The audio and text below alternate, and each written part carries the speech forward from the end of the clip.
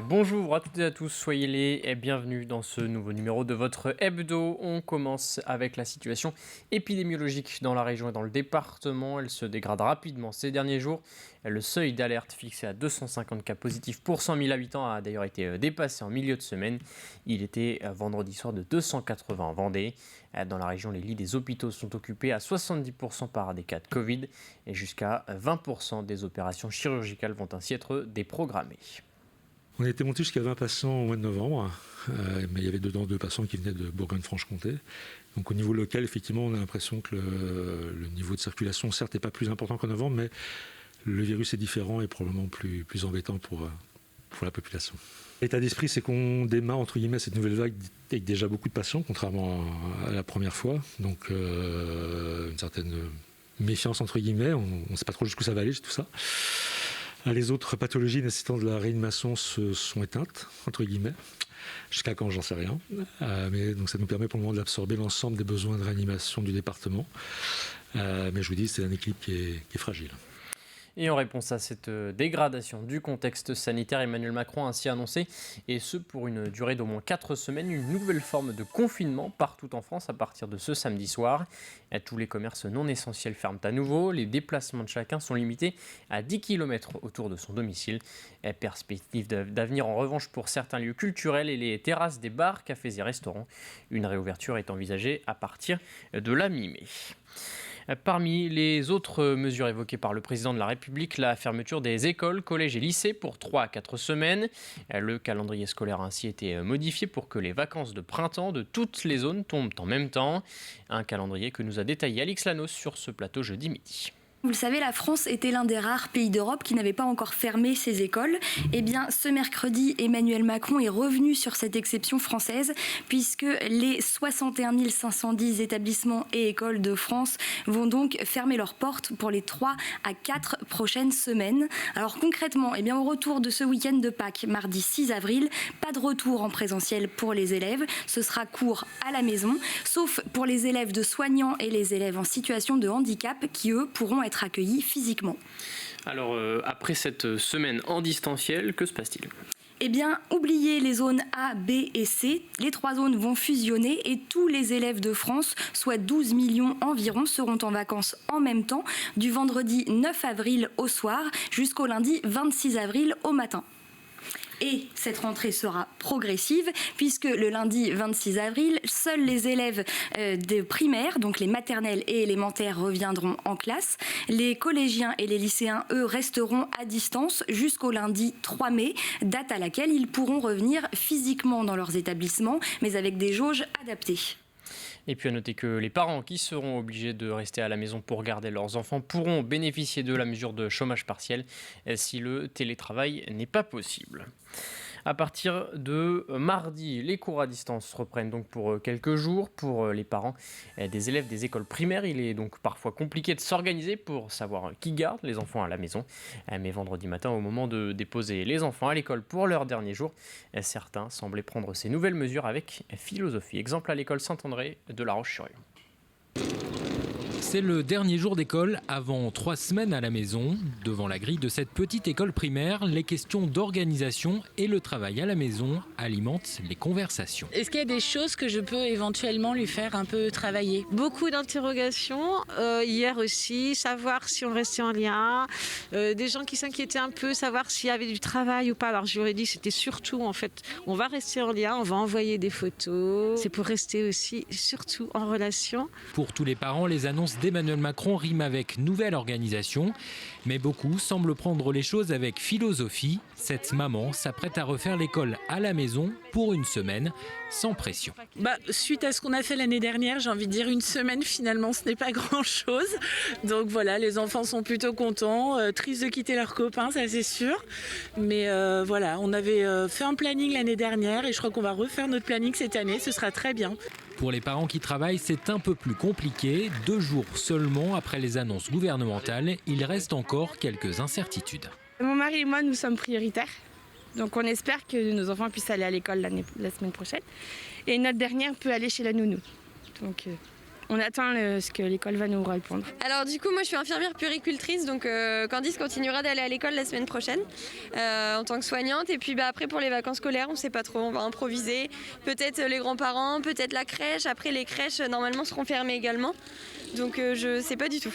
C'est un petit peu le flou, malheureusement on est obligé de faire à la dernière minute, donc voilà. Je décale ma semaine de vacances à la semaine du 12 et il se remettra en chômage la semaine d'après. Ah, tiens, Yada. Ce matin, les parents repartent les bras chargés dans les sacs doudou, matériel et cahiers. De quoi trouver à s'occuper d'ici la rentrée, qui pour les primaires devrait normalement avoir lieu le 26 avril prochain. Autre conséquence des annonces du président de la République, tous les commerces non essentiels doivent à nouveau fermer leurs portes à partir de samedi soir. Elles sont concernées par exemple les magasins de vêtements, les salons de beauté, les magasins de jouets ou toutes les prestations à domicile, à l'exception des coiffeurs. Alors au lendemain des annonces, de nombreux commerçants ont proposé des promotions pour écouler leur stock. Dans le centre de La Roche-sur-Yon, les consommateurs ont, semble-t-il, répondu à l'appel. Reportage Grégoire de Châtillon. Moins 20% pour ces 2 articles achetés, moins 30% pour 3 articles. C'est la dernière ligne droite pour cette boutique avant la fermeture. Alors ici, on a décidé de faire plaisir à ses clients et cela fonctionne plutôt bien. Hier, on a eu beaucoup de monde. On se serait cru un samedi en fait, clairement. Et ça fait du bien. Et les clientes étaient contentes de venir nous voir et elles nous ont encouragées. Elles sont derrière nous et ça fait très plaisir. Ces promotions vues dans ces magasins juste avant le reconfinement ne font pas oublier ce nouveau coup dur pour les commerçants. C'est quand même difficile de se dire que beaucoup de commerces vont encore devoir baisser leurs rideaux avec des nouveaux protocoles. On va devoir s'adapter encore. La bonne nouvelle, c'est que certains commerces vont quand même pouvoir continuer. Je pense aux libraires, les fleuristes, les coiffeurs. Alors qu'également jardiner et bricoler sont jugés essentiels, ce n'est pas le cas par exemple pour la décoration. Cette boutique sera donc fermée. C'est reparti pour le click and collect. Moi et mon équipe, on va mettre des photos tous les jours quotidiennement sur Instagram et Facebook, des produits qu'on a à la boutique et des nouveautés. Et ensuite, les personnes pourront venir les récupérer sur des jours de permanence où on va être ouvert, je pense, à peu près 2 demi-journées par semaine. Les clients, eux, en profitent encore tant qu'il est temps pour faire leurs derniers achats de façon traditionnelle. Là, on revient d'un magasin de sport, justement, donc c'est vrai qu'on a profité de ces derniers jours pour aller faire des courses. Là, c'est pareil, on a un anniversaire bientôt là, de la belle-mère de mon ami, donc on en profite pour venir faire quelques cadeaux avant la fermeture des magasins. Une dernière fermeture, c'est ce qu'espèrent fortement ces commerçants. Celle-ci est annoncée jusqu'au 2 mai prochain. En ce week-end de Pâques, les chocolatiers sont, eux, autorisés à rester ouverts, ce qui n'était pas le cas il y a 1 an lors du premier confinement. Durant cette période pourtant charnière pour leur chiffre d'affaires, ils n'avaient ainsi pas pu vendre leurs produits. Mais cette année, les professionnels du secteur sont confiants. Reportage Alexia Janet. Voilà déjà 2 semaines que ces artisans sont à pied d'œuvre. Pâques, c'est une période importante pour cette chocolaterie puisqu'elle lui permet habituellement de réaliser plus 15 à 20% de son chiffre d'affaires. Mais pour être prêt le jour J, cela demande des semaines entières de préparation. Il nous faut à peu près 4 jours, donc 2 jours pour faire une série de 40.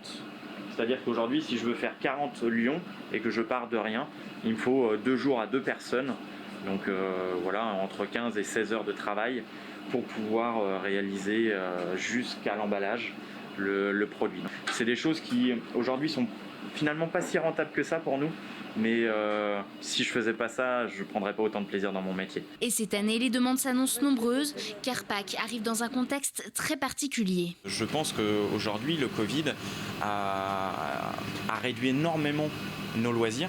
Et aujourd'hui, la gastronomie, le côté culinaire, c'est l'un des seuls plaisirs qui nous reste. Ça nous permet de pouvoir, notamment sur la période de Pâques, à rassembler des familles. Pas trop nombreuses, il ne faut pas, mais en tout cas les rassembler de façon ponctuelle pour qu'ils passent un bon moment. Et nous, on joue vraiment sur ce créneau.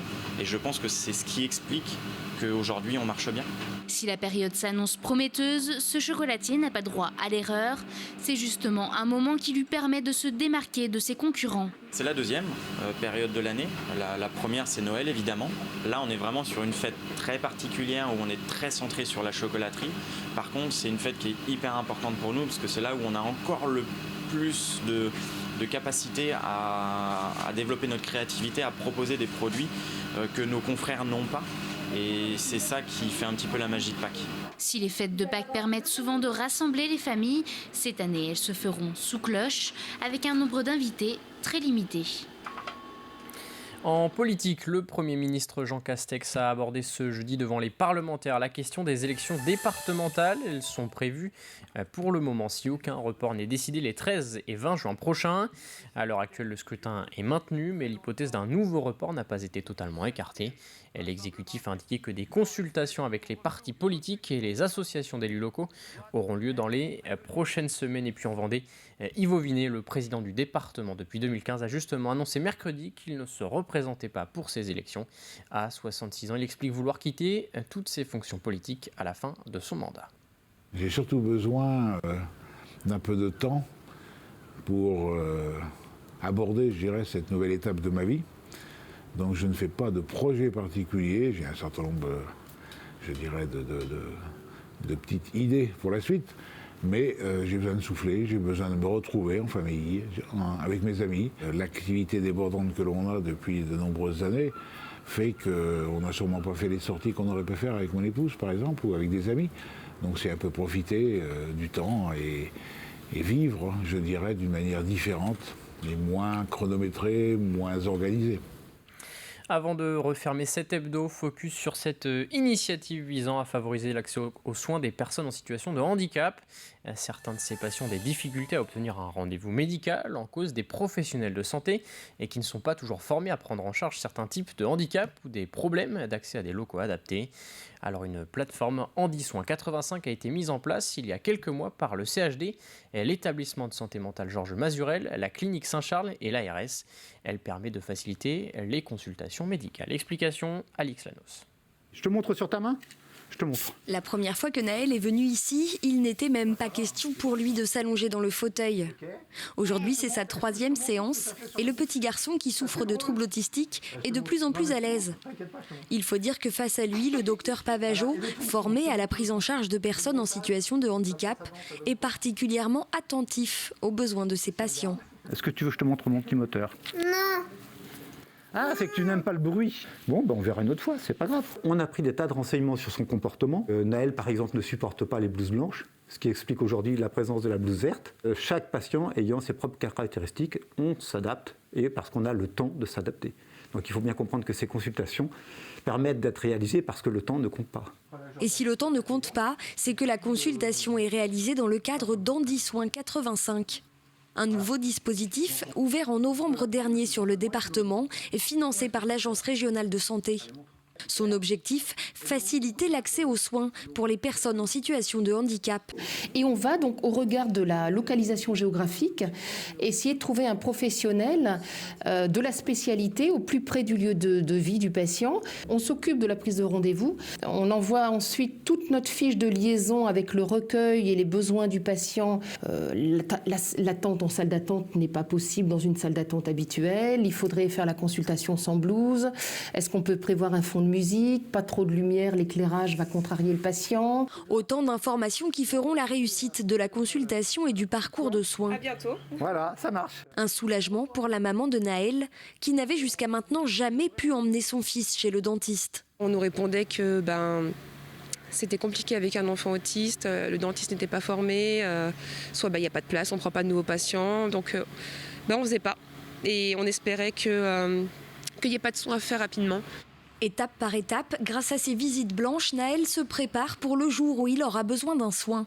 Comme lui, 55 patients ont été accompagnés depuis novembre par l'un des 220 professionnels associés au dispositif. C'est la fin de cet hebdo. Merci à tous de l'avoir suivi. Rendez-vous mardi pour un nouveau point sur l'information dans la matinale de TV Vendée, présentée par Caroline Tronche de 7h à 9h. Quant à moi, je vous souhaite une très bonne journée et un très bon week-end sur TV Vendée.